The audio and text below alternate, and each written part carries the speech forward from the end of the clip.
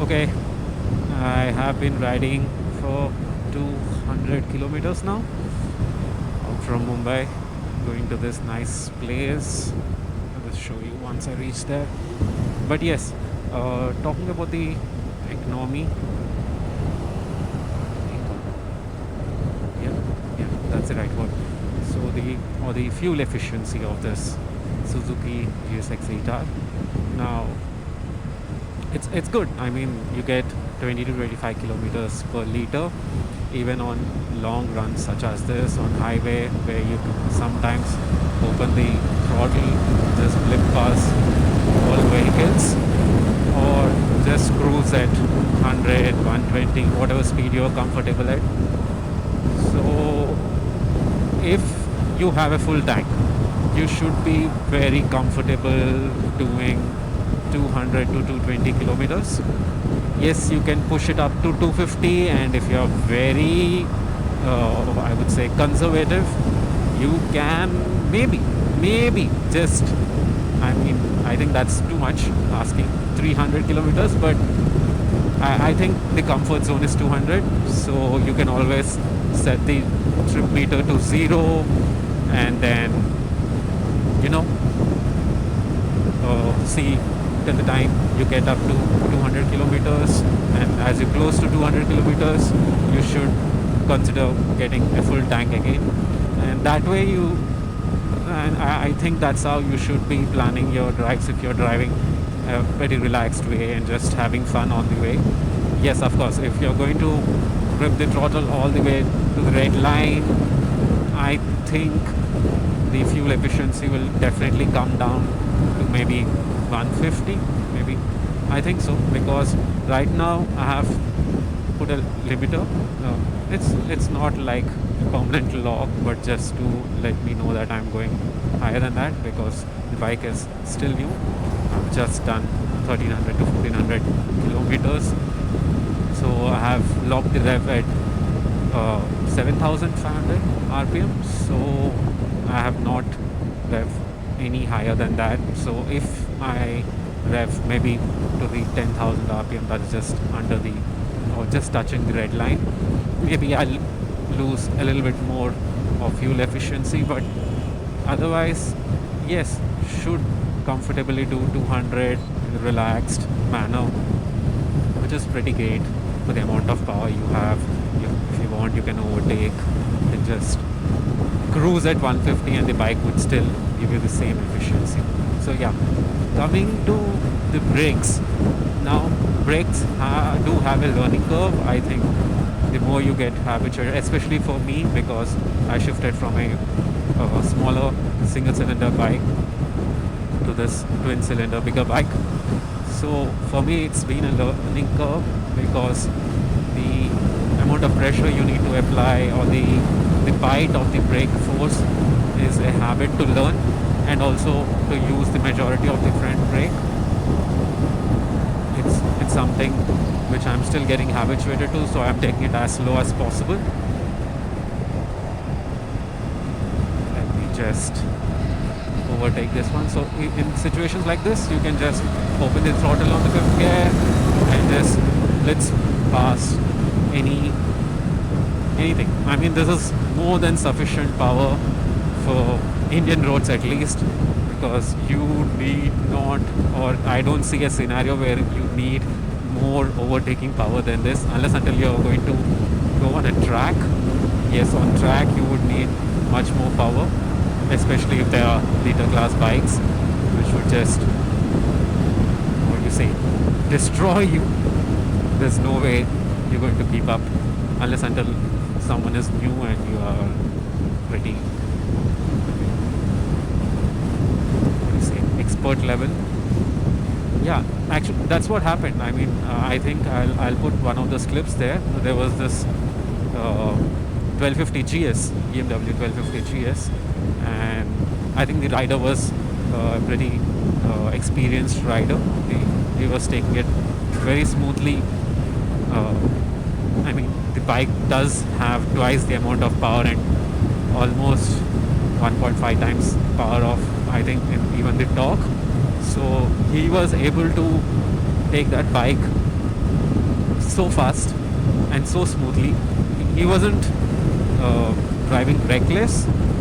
He was just cruising through the traffic, and I, on the other hand, still a newbie, was really focused in trying to keep up with him. Of course, I was always watching my limits. I was not, because there's no way I would. There were times where I could overtake him or just have fun. Remember, this is all for fun. It was not like any competition. I was just trying to see how well he was driving. So, yeah, trying to keep up with him. I was trying to be as precise as possible. But yes, that was a fun way to learn. But then it also shows you how much you are yet to learn in terms of your cornering, in terms of your braking, in terms of your downshifting. So I think doing long rides such as these, which are close to 300 kilometers, doing it in a relaxed manner, having fun in between, helps me learn a lot. So I would, if there is someone who's getting a new bike, a bigger bike, even a bike for the first time, I would always recommend taking it out as much as possible, going on rides, not going fast. You can go fast when you are completely confident. Like, I'm very confident on my Highness.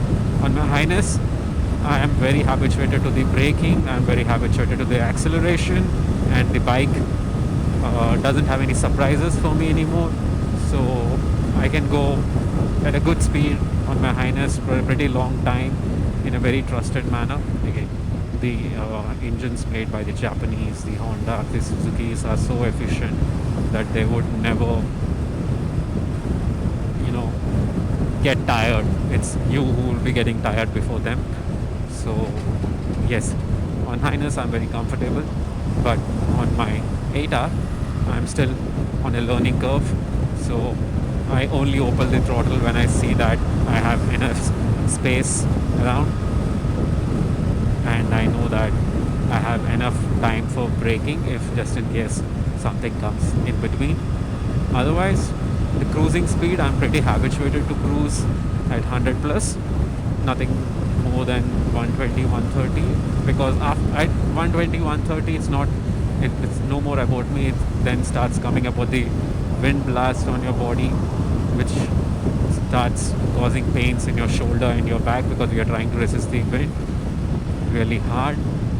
Because considering this is a sports bike, you want to tuck in, but you don't want to tuck in on Indian roads where roads are bad. So you might not catch a bump soon enough. You don't have enough fore vision, and also tucking in gets you a lot more tunnel vision, I think would be the right word. Yeah. So you wouldn't be watching much of your sides. The peripheral vision takes a little bit of backstage, but when you're sitting a little bit upright, you have your vision is way more open, so way more prepared for something which is unexpected. Like right now, see, open throttle, I have enough space, so I can open my throttle, shift to 6 and keep pushing. The car before me doesn't want to push a little bit high, so I have to keep that distance just in case if he brakes suddenly. I don't want to be one in an emergency braking situation, or I can just take the other side, push. I need to tuck in now.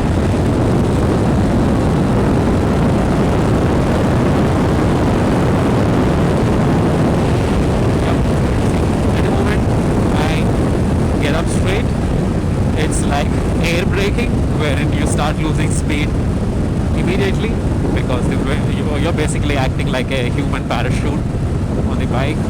Of course, it's not very efficient, and it's also not very comfortable because the moment you get up, you feel all that fast wind against your body, which is painful maybe if you do it for a very long time, because again, the helmet is trying to push your neck back and you're trying to push it forward, so your neck muscles start hurting.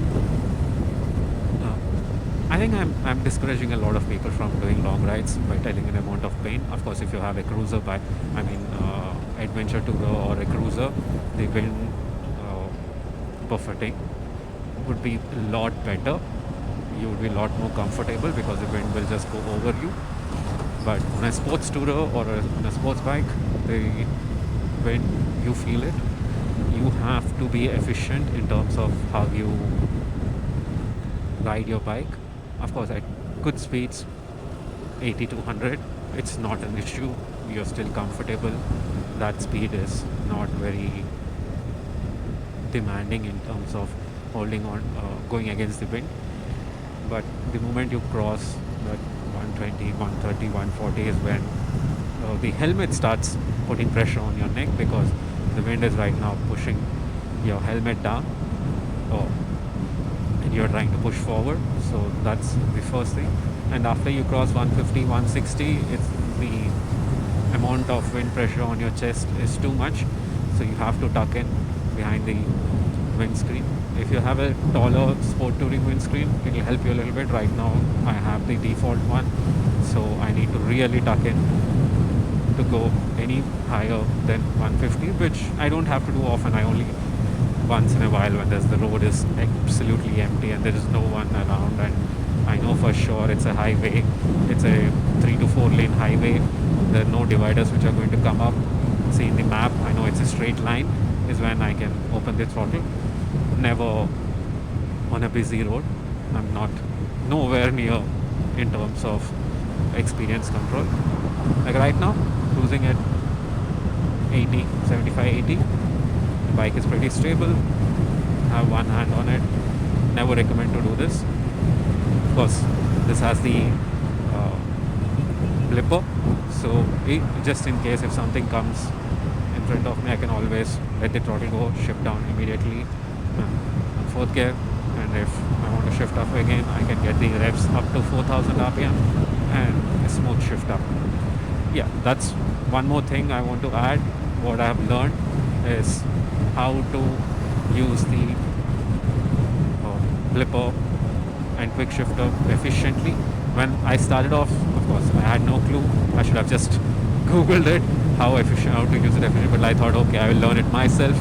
But as I started using it more and more, what I've learned is, of course, if you're flipping down, you need to let go of the throttle. You don't want to be on the throttle. That will just damage the flipper in the long run, and it doesn't give you that smooth shift downs. And of course, you're braking, so you're controlling the speed. So you're flipping down, the RPM starts matching. You can do rev match if you want, but auto blipper you don't have to. That's the whole purpose of the auto blipper, because the moment you touch it down, it cuts off the power for that millisecond, and then you shift down and the RPM gets matched. Technology. I hope I'm not getting this wrong, but I think that's what it is. When you are shifting up, you don't want to force the bike to shift up when there is no requirement to shift up. So the bike is, or I think for any bike, only after you cross that 4000, 5000 rpm is when you can shift up. Otherwise, there is no requirement. There's enough amount of rev range available for you to still use in that gear. So the bike is not very comfortable shifting up. If you force it, it'll do, but then there'll be a clunky shift. Yes, if you there are times when you want to shift up, because for example, if you're on the first gear, this bike will still do good amount of speed on the first gear itself. Sweetie speeds of 40 to 50 under 4000, 5000 rpm, this bike can still do that. So at that time, you just use your clutch, shift to second gear, and then let the bike roll, because you don't want to be making your bike struggle on first gear for no reason. So you can just shift to second gear using your clutch. So that's when the clutch is useful. Otherwise, yes, I have noticed that way less usage of clutch once you have the quick shifter and auto blipper. I mean, at this price, I think that's the most attractive deal which made me go for this bike, is that, wow, I get that for this price, wherein no one else was offering that. So that's another plus point.